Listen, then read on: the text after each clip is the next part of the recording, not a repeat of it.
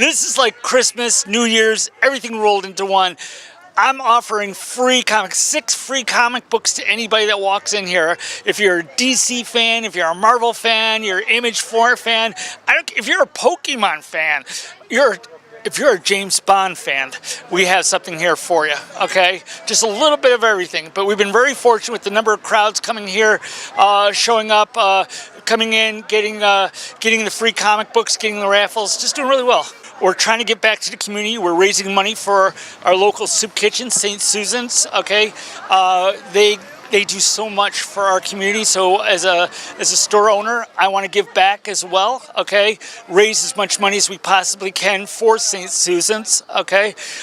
We do a lot for the community, and in turn, the community has been I've been here for over 20 years now, been doing this for 25 years, and I think I count myself very fortunate to be in the area, especially Jamestown, which I just love this town to death. Nowadays, I have lawyers, I have doctors, I have professionals that come in. You know, this is not just a child's item anymore, you know what I'm saying? I mean, like I said, I mentioned before, we have James Bond comic books, we have Berlin comic books. These are some deep things. They're written and drawn by adults who are trying to get this medium across to adults, and we've been very fortunate that we have people from every walk of life. I mean, doctors, lawyers, priests that come in here and buy comic books, just a little bit of everything. I have a guy that's been working with me for so many years, heck of a nice guy, okay? But, you know, him and I are polar opposites. I'm a DC guy, you know, like Action Comics just celebrated the 1,000th issue, and that's historic. No other comic book has ever reached 1,000th, okay?